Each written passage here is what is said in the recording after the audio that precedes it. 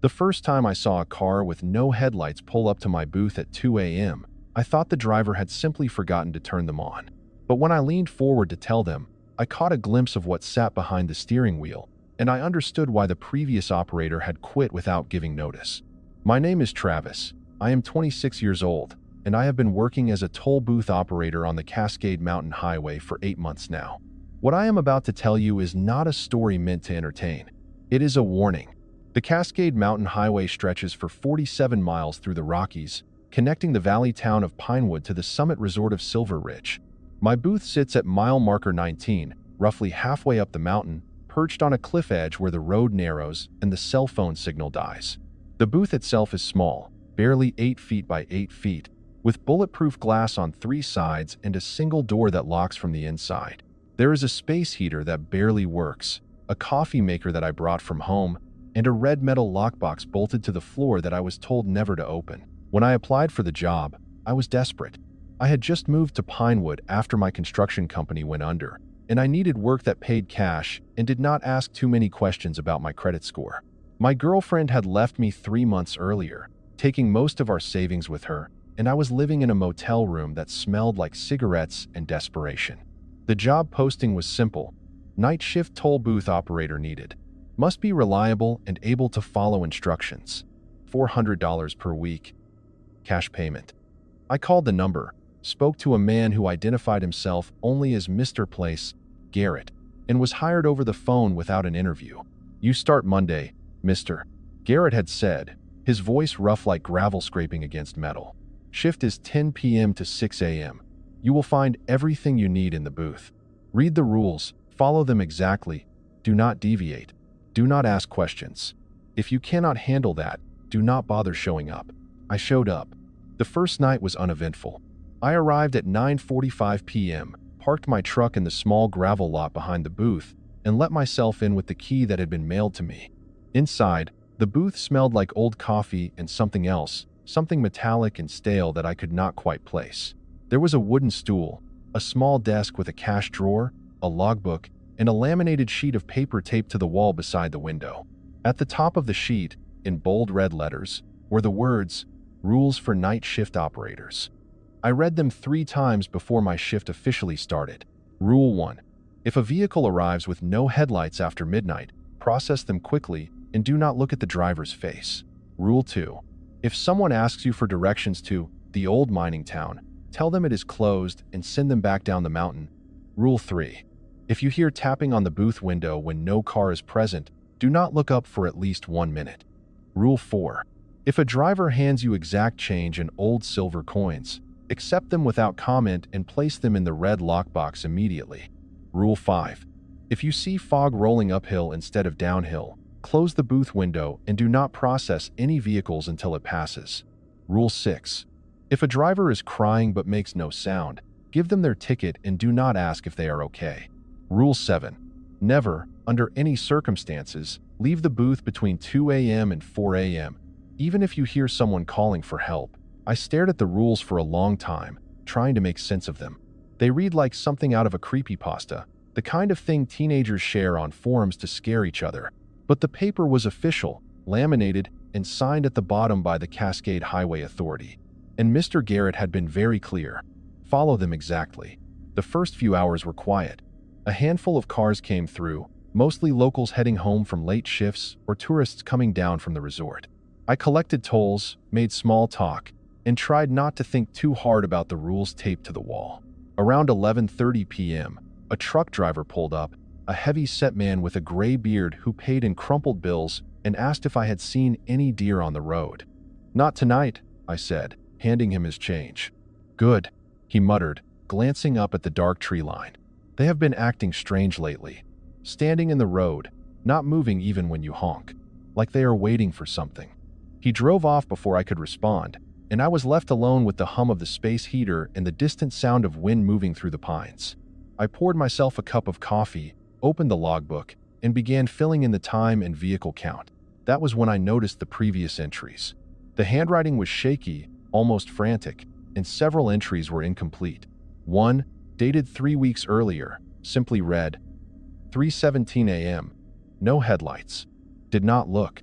It spoke anyway. Another entry, from 2 months back, said, "Fog came early tonight. Stayed until dawn. Heard mother crying. She has been dead for 10 years. I closed the logbook and told myself it was just someone trying to freak out the new guy, but my hands were shaking as I set it down. Midnight came and went. The temperature dropped, and I turned the space heater up as high as it would go. At 12:43 a.m., a sedan pulled up to the booth. The car was old, maybe from the 1980s, with rusted paint and a cracked windshield. But it was the headlights, or rather the lack of them, that made my stomach tighten. The car had no lights on at all. No headlights, no taillights, nothing. It was just a dark shape rolling silently up to the window. I thought about Rule 1. If a vehicle arrives with no headlights after midnight, process them quickly and do not look at the driver's face. My hands were shaking as I slid the window open. Cold air rushed in, colder than it should have been, and I smelled something rotten, like meat left out in the Sunday. "Toll is $5, I said, keeping my eyes on the cash drawer. There was no response. I waited, my heart pounding in my chest, and then a hand reached out from the driver's side window. The hand was pale, almost gray, with fingernails that were too long and too yellow. It held a $5 bill, but the bill was wrong. It was old, the kind of money that had not been in circulation for decades, and it was damp, like it had been pulled from standing water. I took the bill, my fingers brushing against the cold, clammy skin of the hand, and I did not look up. I did not look at the driver's face. I gave the hand a ticket, muttered, "Thank you," and slid the window shut as quickly as I could. The car sat there for a moment longer, engine silent, and then it rolled forward into the darkness. I sat there, shaking, staring at the $5 bill in my hand. It smelled like rot. When I tried to put it in the cash drawer, I noticed something else. The bill was covered in a fine layer of dirt, and there were dark stains on the edges that looked disturbingly like dried blood. For those of you watching, I want to pause here for just a moment. If you are enjoying this story, if you are feeling that tension building, please consider hitting the like button and subscribing to the channel.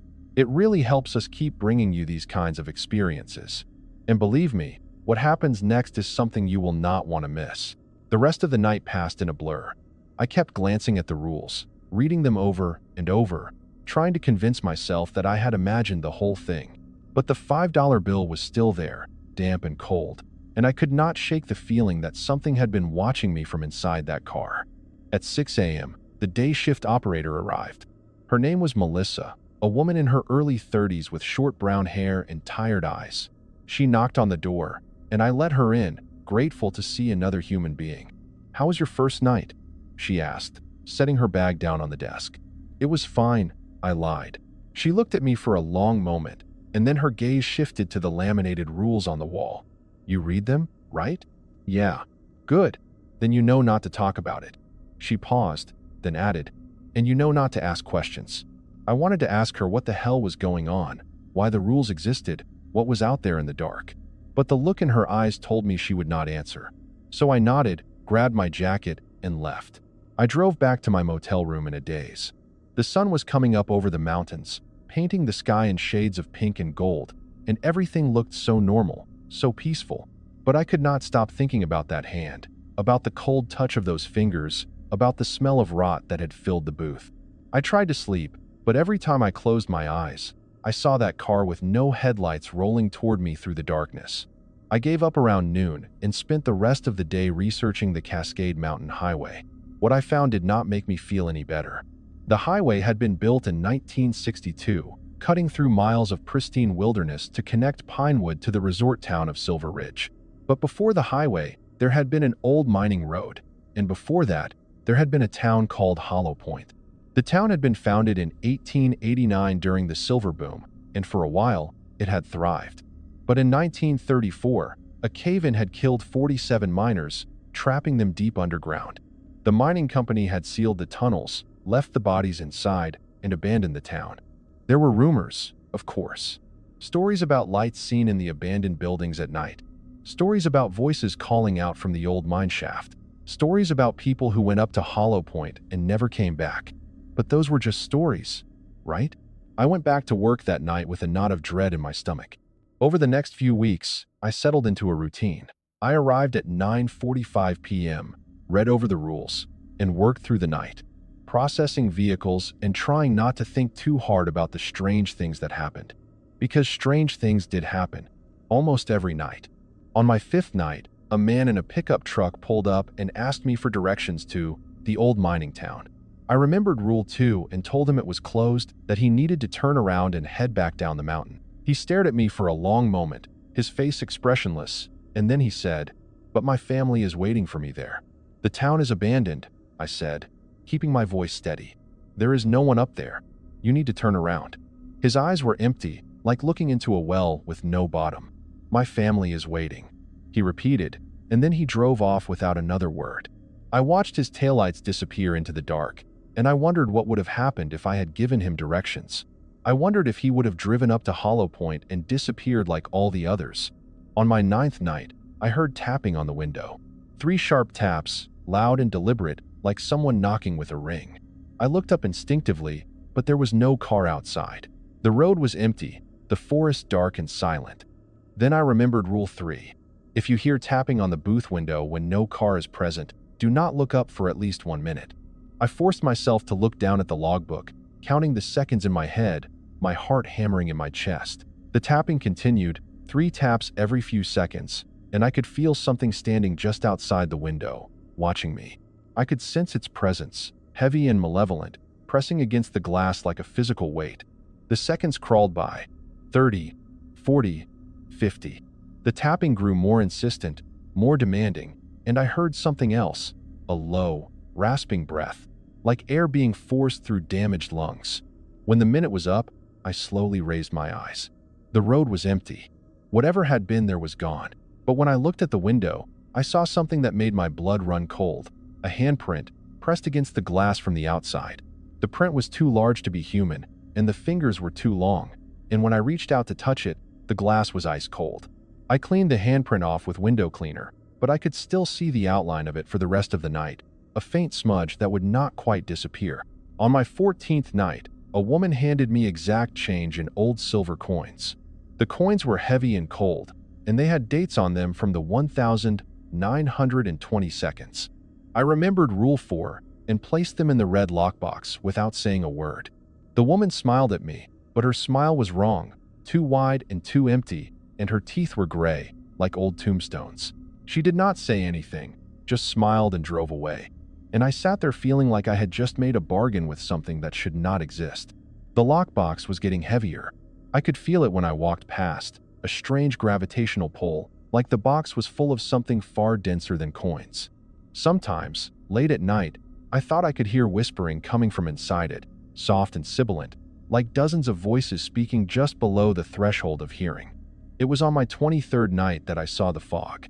It was 1:47 a.m., and I was sitting in the booth, sipping cold coffee and staring out at the empty road.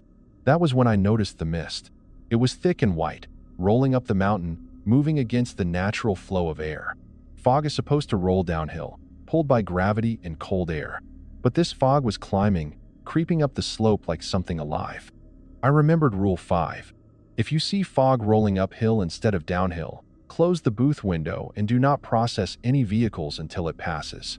I slammed the window shut and locked it, my breath fogging in the sudden cold. The fog reached the booth within seconds, pressing against the glass like a living thing. I could not see more than a few inches beyond the window. And then I heard the voices. They were faint at first, like whispers carried on the wind, but they grew louder, more insistent. I heard my name. "Travis. Travis, open the window. Travis, we need help. Travis, please." I clamped my hands over my ears and squeezed my eyes shut. But the voices did not stop. They begged and pleaded, and I heard my ex-girlfriend's voice among them, crying out that she was sorry, that she wanted to come back, that she needed me to let her in. I heard my father's voice, even though he had been dead for 5 years, telling me he was proud of me, asking me to open the door so we could talk. I heard Melissa's voice, screaming that she was hurt, that something was chasing her, that I had to help her. But I knew it was not her. Melissa was at home, asleep in her bed, and whatever was outside in the fog was not human. The fog stayed for 20 minutes. The voices grew more desperate, more angry, and toward the end, they stopped trying to sound human. They became shrieks and howls, wet and guttural, the sounds of things that had forgotten what it meant to have vocal cords. The booth shook with the force of them, and I curled up on the floor, my hands still clamped over my ears, tears streaming down my face. At 2:07 a.m., the fog retreated, rolling back down the mountain as suddenly as it had come. When I finally stood up and looked out the window, the road was clear and the night was silent. But the glass was covered in handprints, dozens of them, all different sizes, all pressed against the window from the outside. I did not process a single vehicle for the rest of the night. The next morning, Melissa arrived as usual. I was standing outside the booth, smoking a cigarette even though I had quit 2 years earlier. She took one look at me and knew. "The fog," she said quietly. I nodded. She sighed and leaned against the booth. "It comes about once a month. No one knows why. No one knows what it is. But if you stay inside and do not open the window, it will pass." "What happens if you open the window?" I asked. She looked at me, and for the first time, I saw real fear in her eyes. The last guy who did that never came back to work. They found his car in the parking lot, but he was gone. The booth door was open, and there were wet footprints leading into the forest. They never found him. She paused, then added, "But they found his jacket 3 months later, hanging from a tree branch 2 miles up the mountain.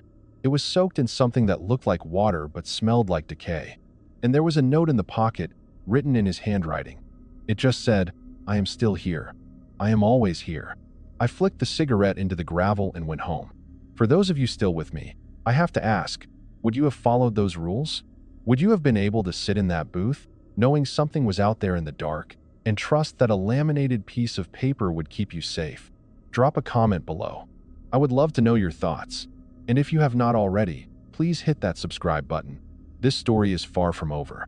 By my second month, I had convinced myself that I could handle the job. The rules were strange, sure, but as long as I followed them, I was safe.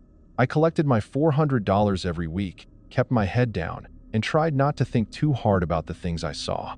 But then I met Rule 6. It was 2:34 a.m. on a Wednesday, and a car pulled up to the booth. It was a normal car, a Honda sedan with functioning headlights and a license plate from Colorado. The driver was a woman, maybe in her 40s, with blonde hair pulled back in a ponytail. She rolled down her window, and I saw that she was crying. Tears streamed down her face, but she made no sound. No sobbing, no sniffling, nothing. Her mouth was open in a silent scream, and her eyes were wide and empty, like she was looking at something I could not see. I started to ask if she was okay, but then I remembered Rule 6. If a driver is crying but makes no sound, give them their ticket and do not ask if they are okay. I processed her toll in silence, my hand shaking as I handed her the ticket. She took it, still crying, still silent, and drove away. I watched her taillights disappear up the mountain, and I wondered what had happened to her. I wondered if she was still alive. That was the night I started having nightmares. In my dreams, I was back in the booth, but the booth was underwater. The windows were covered in algae, and the red lockbox was open, filled with silver coins and something else, something that moved and writhed and whispered my name. I would wake up gasping, my sheets soaked with sweat, and I would lie there in the dark, wondering if I should quit. But I did not quit. I needed the money, and part of me, a small, stupid part, wanted to know what would happen if I broke the rules. The next week, Melissa started opening up to me. It happened gradually, during the brief moments when our shifts overlapped. She would stay for a few extra minutes, nursing a cup of coffee, and we would talk about the job, about the mountain, about the things we had seen. "I have been doing this for 3 years, she told me one morning. "I started right after my divorce. I needed money, and I was not qualified for much else. The first month, I thought I was losing my mind.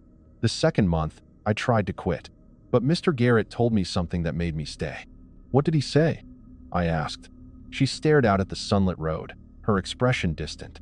"He said that everyone who works this highway is chosen for a reason. He said we all have something in common, something that makes us able to see what is out there, something that makes us compatible with the rules." "Compatible? People who have lost something," she said. "People who have been touched by death, or grief, or trauma. People who have cracks in their reality. The things on this mountain, they are attracted to those cracks. They can sense them, and they know that people like us, people who have already seen the darkness, are less likely to break when we see it again." I thought about my father's death, about my girlfriend leaving, about the construction company going under. I thought about the long nights I had spent in that motel room, staring at the ceiling and wondering if I would ever feel whole again. "So we are bait," I said. "No," Melissa said. "We are guards. But guards who can understand what we are guarding against." She left after that, and I sat in the booth, thinking about what she had said, and I realized she was right. Something had been broken inside me long before I took this job, and maybe that brokenness was the only reason I was still alive. It was my supervisor, Mr. Garrett, who finally told me the truth, or at least part of it. He showed up at the booth one night around 11 p.m., driving a black SUV with tinted windows. He was older than I had expected, maybe in his 60s, with silver hair and a face like weathered leather. He knocked on the door, and I let him in, surprised to see him. "Just checking in," he said, glancing around the booth. "Making sure everything is running smoothly." "Everything is fine," I said. He nodded, his eyes drifting to the laminated rules on the wall. "You have been following them?" "Yes, sir." "Good." He paused, then added, "You are probably wondering why the rules exist." I did not say anything, but my expression must have given me away, because he smiled, a thin, joyless smile. "This highway was built in 1962, he said, leaning against the desk. "Before that, there was nothing up here except an old mining town called Hollow Point. The town was abandoned in 1934 after a cave-in killed most of the miners. The company that owned the mine tried to cover it up, buried the bodies in the tunnels, and sealed the entrance. But the town never really died. People still see lights up there at night, still hear voices." He looked at me, his expression unreadable. "When they built the highway, they cut through the old mining road, disturbed something that should have been left alone. The first year the highway was open, there were 17 disappearances. People would drive up the mountain and never come back. Search parties would find their cars abandoned on the side of the road, doors open, engines still running, no signs of struggle, no footprints leading away, just empty cars and silence." He pulled a folded piece of paper from his pocket and handed it to me. It was a newspaper clipping from 1963, yellowed and brittle. The headline read, "State considers closing Cascade Highway after string of disappearances." "The state wanted to shut it down, Mr. Garrett continued. "But the resort at Silver Ridge brings in millions of dollars every year. Tourism, jobs, tax revenue. So they compromised. They hired a consultant, a man named Dr. Raymond Holloway, who specialized in what he called paranormal containment. He was the one who came up with the rules. He was the one who designed the toll booth system." "What happened to him?" I asked. Mr. Garrett's expression darkened. "He became the first toll booth operator. Worked here for 2 years. And then, one night in February of 1964, he disappeared. They found the booth empty, the door hanging open, and the logbook filled with his final entry. It said, 'The rules are not enough. They are learning. They are adapting. God help whoever comes after me.'" He took the newspaper clipping back and folded it carefully. "Ever since then, we have had operators stationed at key points along the highway. The rules have been updated over the years, refined based on what we have learned. But the basic principle remains the same. As long as someone is in the booth, following the rules, the things on this mountain stay contained. They can test the boundaries, but they cannot cross them. Not fully." "What are they?" I asked. He was quiet for a long time. Then he said, "Honestly, I do not know. Ghosts, maybe. Echoes of the miners who died in the cave. Or maybe something older, something that was here long before the miners, long before the town. Something that feeds on grief and loss and fear. All I know is that they are real, and they are hungry, and the rules are the only thing keeping them from spreading down into the valley." He looked at me, and for the first time, I saw something like sympathy in his eyes. "You are not just a toll booth operator, Travis. You are a gatekeeper, and the mountain is full of things that want to get through." He left after that, and I sat in the booth, staring at the rules, and I realized that I was not just a man trying to make rent. I was a soldier on the front line of a war that most people did not even know was being fought. That night, I followed the rules more carefully than ever. It was during my 3rd month that I broke Rule 7. I did not mean to. I did not plan it. But when you hear someone screaming for help in the middle of the night, it is hard to just sit there and do nothing. It was 3:12 a.m. I was sitting in the booth, half asleep, when I heard it. A voice, high and panicked, shouting from somewhere down the road. "Help, please, someone help me." I sat up, my heart pounding, and looked out the window. I could not see anyone, but the voice was getting closer, and it sounded real. It sounded human. "Please. My car broke down. I need help." I thought about Rule 7. Never, under any circumstances, leave the booth between 2 a.m. and 4 a.m., even if you hear someone calling for help. But the voice was so desperate, so terrified, and I could not just ignore it. I told myself it would be okay. I told myself I would just step outside for a moment, see if anyone was there, and come right back. I unlocked the door and stepped outside. The cold hit me immediately, a biting, unnatural cold that made my lungs ache. The voice had stopped. The road was empty, and then I heard footsteps behind me. I turned, and I saw her. She was standing at the edge of the tree line, maybe 20 feet from the booth.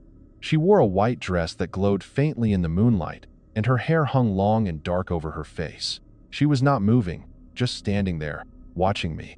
"Travis," she said, and her voice was wrong, layered and echoing like multiple people speaking at once. "Why did you leave the booth, Travis?" I did not answer.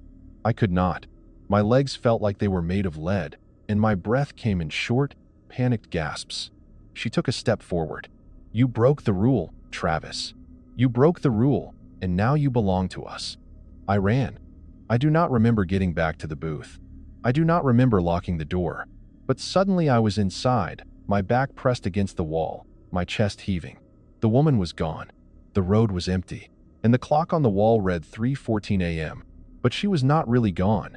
I could see her now, standing at the edge of the tree line, just barely visible in the darkness.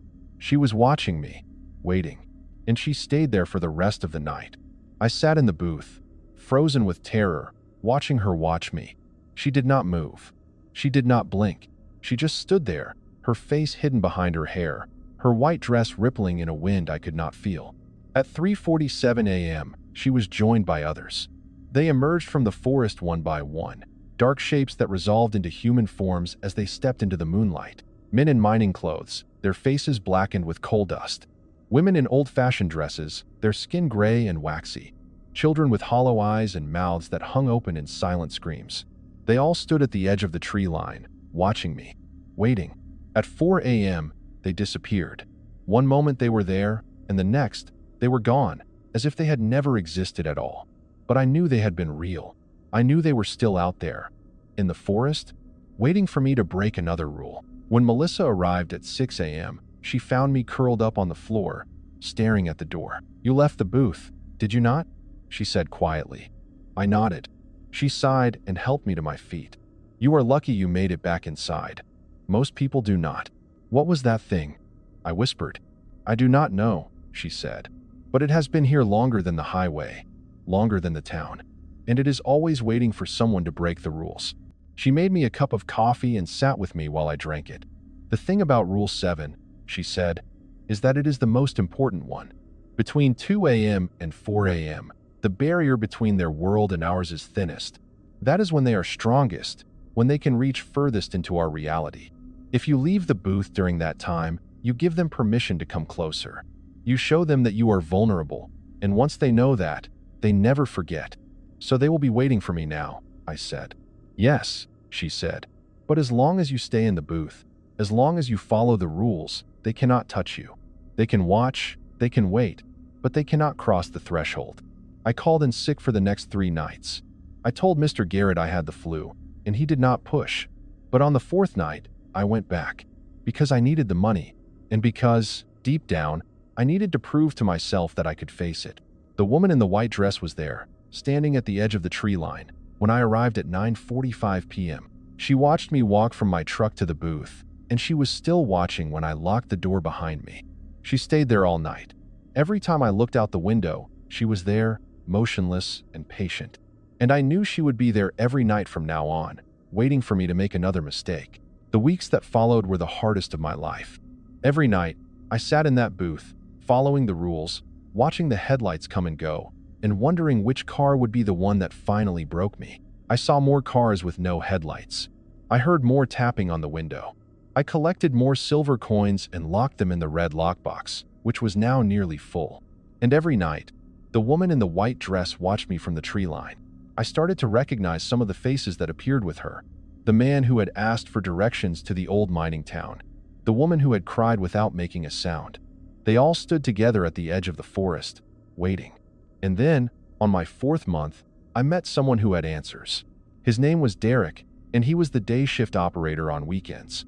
He was older than Melissa, maybe in his 50s, with graying hair and the kind of calm, tired demeanor of someone who had seen too much. We passed each other during shift changes, and usually, we did not talk. But one Saturday morning, he stayed. "You have been here 4 months," he said, pouring himself a cup of coffee. "That is longer than most." "Most people, Kit?" I asked. "Most people disappear." He took a sip of coffee and looked out the window at the sunlit road. "I have been working this highway for 12 years. I have seen 43 operators come and go. Only 6 of us have lasted longer than a year. Why do you stay?" I asked. He was quiet for a long time. Then he said, "Because someone has to. If we do not man the booths, if we do not follow the rules, the things on this mountain will spread. They will move down into the valley, into Pinewood, into Silver Ridge. The rules keep them contained. We are the dam, Travis. And if we break, everything floods." He finished his coffee and stood up. "But here is the thing no one tells you. The rules do not just protect you, they protect them too. Whatever is out there, it is bound by the same rules we are. As long as we follow them, it cannot cross into our world fully. But the moment we break the rules, the moment we step outside that boundary, we give it permission, we give it power." He paused at the door. "You broke Rule 7, did you not?" I nodded. "Then they will never leave you alone now," he said. "They will follow you, even after you leave this job. They will be in your dreams, in the shadows at the corner of your eye, in the silence between heartbeats. You opened a door, Travis, and you can never fully close it again. The best you can do is learn to live with it." He left, and I sat there, thinking about what he had said. The woman in the white dress was still there, at the edge of the tree line, and I knew Derek was right. She would follow me for the rest of my life. It was my 5th month when I finally opened the red lockbox. I did not plan to. I had followed the rules perfectly for months, never deviating, never questioning. But one night, during a lull in traffic, curiosity got the better of me. The lockbox had been filling up with silver coins for weeks, and I wanted to know what else was inside. I pulled the key from its hiding spot under the desk and unlocked the box. Inside were hundreds of silver coins, all old, all cold to the touch. But beneath the coins was something else. A leather journal, worn and stained, with pages that smelled like mildew and smoke. I opened it. The journal belonged to Dr. Raymond Holloway, the first toll booth operator, the man who had designed the rules and then disappeared in 1964. His entries were sparse at first, just notes about traffic and weather. But as the months went on, the entries became frantic, desperate. The 14th of November 1963. I saw a car with no headlights tonight. I looked at the driver. I should not have looked. It had no face, just a smooth expanse of skin where the features should have been. It spoke to me anyway. It knew my name. It knew things about me that no one should know. Things I have never told anyone. The 28th of November 1963. The tapping has started. Every night now, between midnight and 4 a.m., I follow the rule. I do not look up, but I can feel it standing there, just outside the window. Sometimes I think I can hear it breathing. The 3rd of December 1963. The fog came again. I heard my wife's voice. But my wife is dead. She died 3 years ago in childbirth. The thing in the fog knew exactly what to say, exactly how to make me want to open that window. I almost did. God help me. I almost did. The 19th of December 1963. A woman came through tonight, crying without sound. Her eyes were empty. I have seen that look before. In the miners I pulled from the cave-in back in 1934. The look of someone who has seen something they were never meant to see. I wanted to help her, but the rules forbid it. I wonder if the rules are protecting her or protecting me. The 9th of January 1964. I cannot leave. I tried to quit, but Mr. Holloway told me the contract is binding. If I leave, they will come for me. They will come for my family. I have no family left, but he said they would find someone. They always find someone. The 23rd of January 1964. The silver coins are piling up in the lockbox. I counted them tonight. 347 coins, dating back to the 1000, 880 seconds. Some of them are covered in dirt. Some of them smell like the mine. I think they come from the bodies. I think the people who pay with these coins are the miners, still trying to leave the mountain, still trying to go home. The 8th of February 1964. I have started seeing them during the day. Shadows at the edge of my vision, faces in the mirror that are not my own. Last night, I woke up and found muddy footprints leading from my front door to my bedroom. They stopped at the foot of my bed. I am starting to think the booth is not the only place they can reach me. The last entry was dated the 12th of February 1964. There at the door, I followed the rules. I did everything right. But it does not matter. They want in, and the rules are not enough anymore.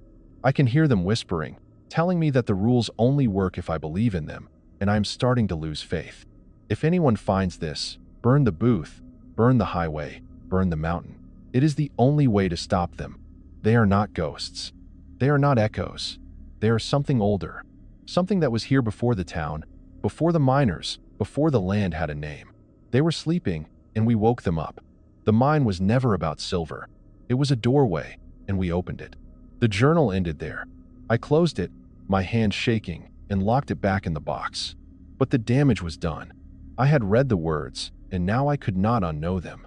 That night, I sat in the booth, staring at the road, wondering how long I had before the rules stopped working, wondering if Raymond had been right, wondering if the mine had really been a doorway, and if so, what had we let through? And then, at 3:47 a.m., I heard it. A sound like metal scraping against glass. I looked up, and I saw them. Dozens of pale hands, pressing against the windows of the booth, their fingers splayed and twitching. The glass groaned under the pressure, and I heard whispers, hundreds of voices speaking in unison. "Let us in, Travis. Let us in, and we will make you one of us. Let us in, and you will never be alone again. Let us in, and we will show you what Raymond saw. Let us in, and we will take you home." I did not move. I did not speak. I just sat there, staring at the hands, and I waited. The voices grew louder, more insistent, and the glass began to crack. Thin spiderweb lines appeared in the bulletproof window, spreading outward from where the hands pressed hardest. I thought about running. I thought about abandoning the booth and driving away as fast as I could. But I remembered what Derek had said. We are the dam. If I broke, everything would flood. So I stayed. At 4 a.m., they disappeared. The hands withdrew, the voices stopped, and the glass held barely. When I stood up to examine the window, I saw that the cracks were real, deep fractures that ran through the supposedly unbreakable glass. When Melissa arrived that morning, she found me sitting in the booth, the journal open on my lap. She did not say anything. She just took the journal, locked it back in the box, and looked at me with something like pity. "You are not the first to read it," she said, "and you will not be the last. But now you know, and you have to decide if you are going to stay." "The glass is cracked," I said, pointing to the window. She looked at it, her expression grim. "I will call Mr. Garrett. He will have it replaced." "Raymond said the rules are not enough," I said. "He said they are learning." "Raymond went insane," Melissa said sharply.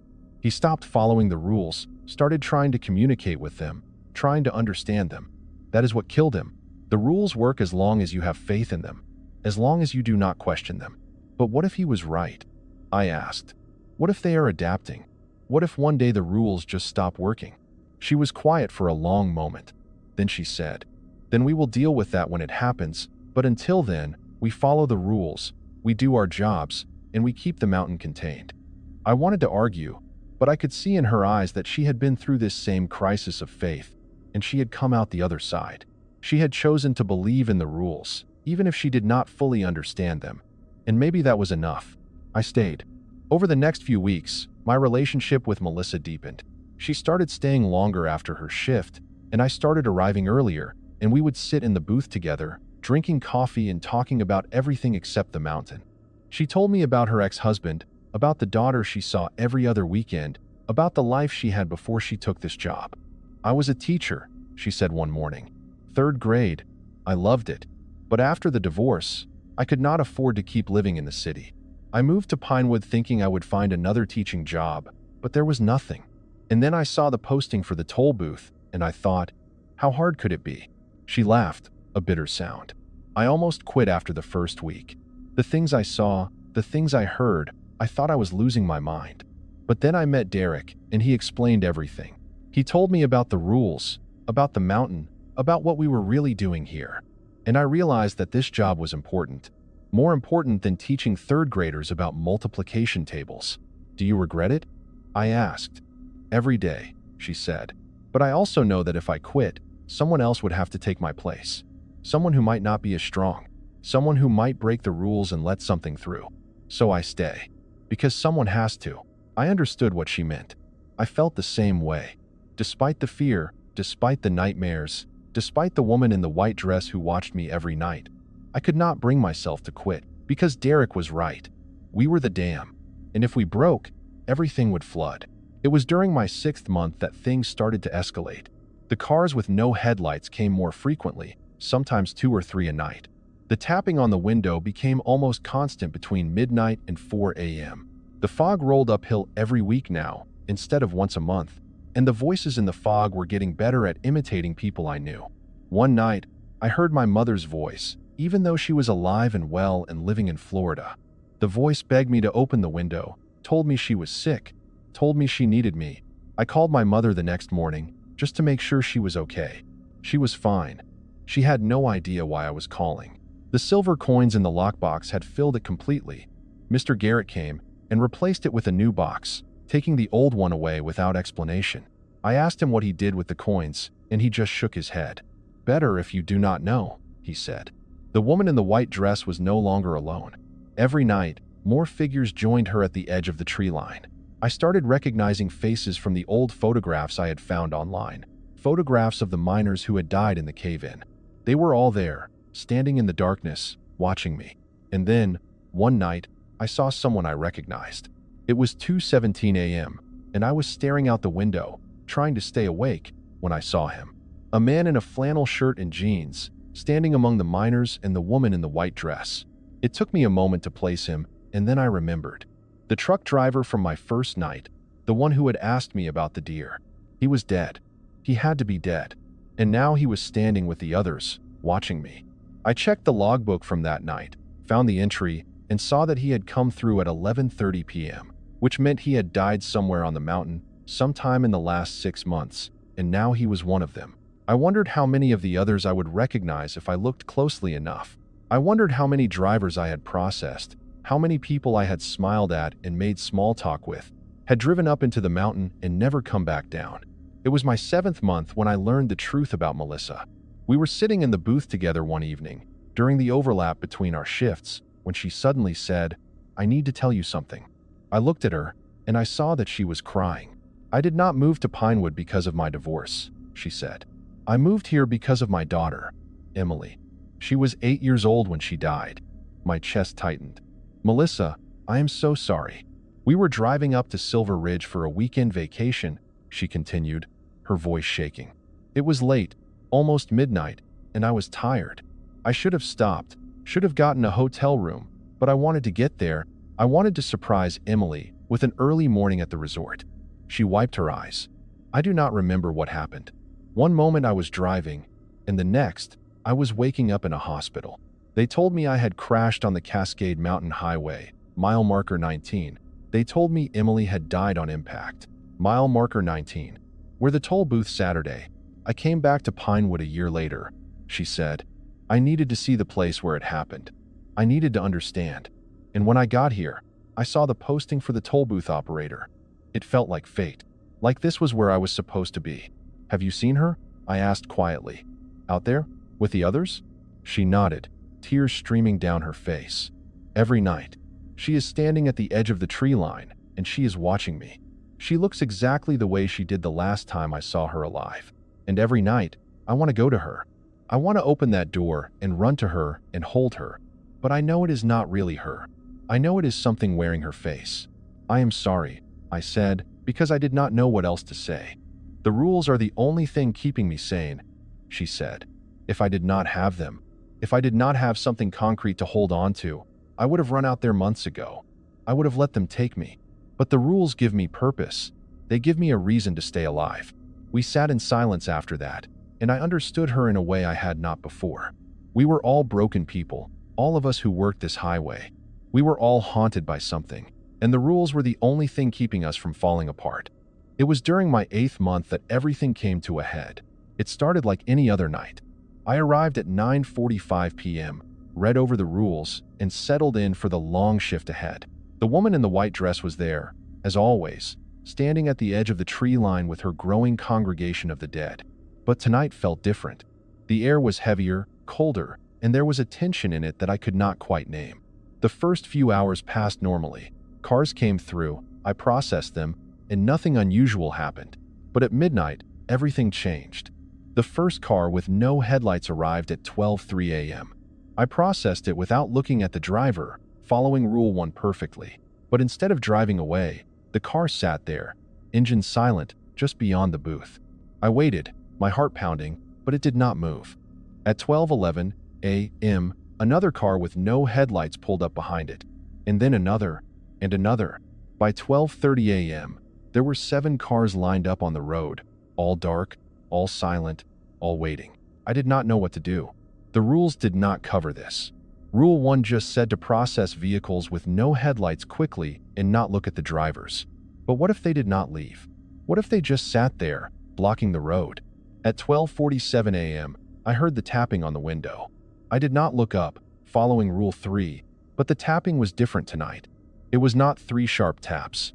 It was dozens of taps, coming from all sides of the booth, a chaotic drumming that made my teeth ache. I counted to 60, keeping my eyes on the logbook, but the tapping did not stop. It went on, growing louder and more frantic, until the whole booth was shaking with the force of it. At 1:15 a.m., the fog began to roll uphill. I slammed the window shut, following Rule 5, but the fog was faster tonight. It reached the booth in seconds, pressing against the glass, and I heard the voices immediately. Travis, let us in. Travis, we have been waiting so long. Travis, we are tired. Travis, we are cold. Travis, we want to go home. And then I heard Melissa's voice. Not a recording, not a memory. Her actual voice, live and real and terrified. Travis, help me. They have me. They are dragging me into the forest. Travis, please. I grabbed my phone and called her. It rang once, twice, 3 times, and then she answered. Hello? Her voice was groggy, confused. Are you okay? I asked, my voice shaking. What? Travis, it is 1 a.m. I am in bed. What is going on?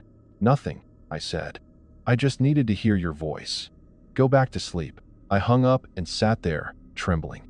The thing in the fog had perfectly imitated her voice.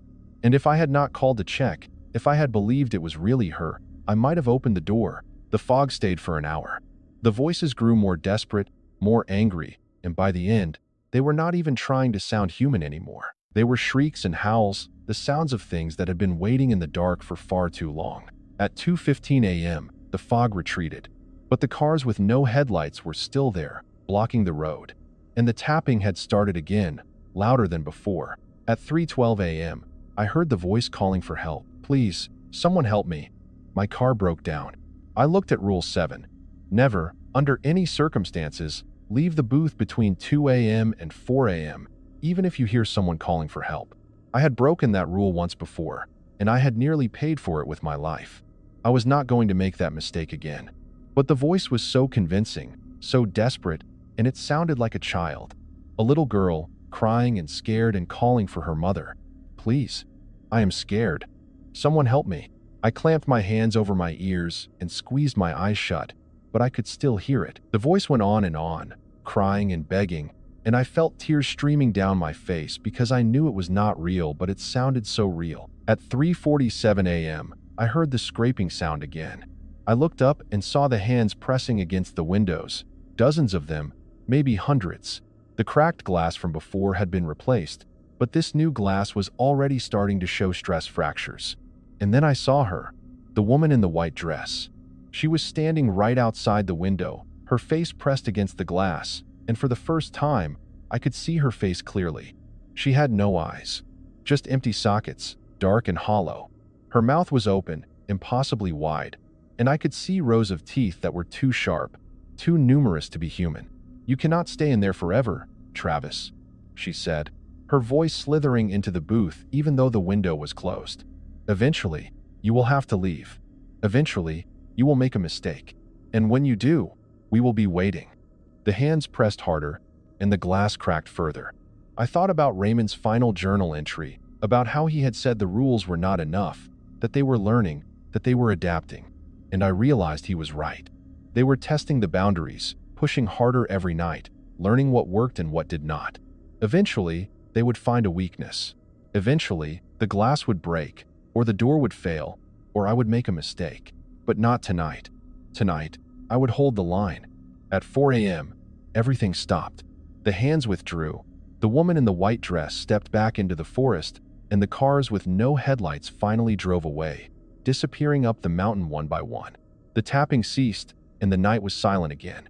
I sat in the booth, shaking and exhausted, and I knew that I could not do this forever. No one could. The mountain was patient, but it was also relentless. And sooner or later, it would win. When Melissa arrived at 6 a.m., she took one look at me and said, "Bad night?" "The worst," I said. She nodded, understanding. "Go home, get some sleep. We will talk tomorrow." I drove home in a daze.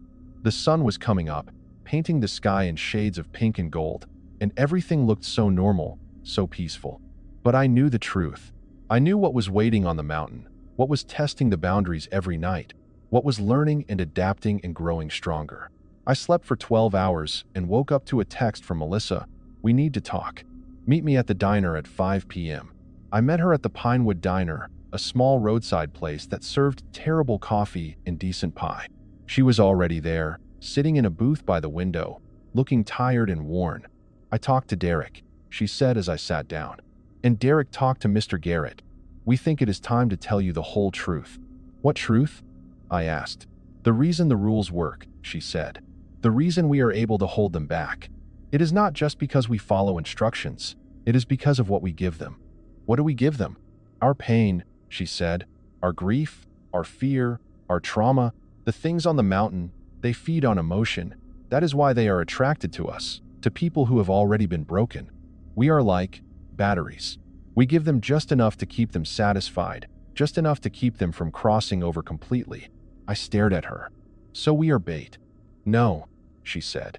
"We are food. But as long as we are here, feeding them in small doses, they do not have to hunt.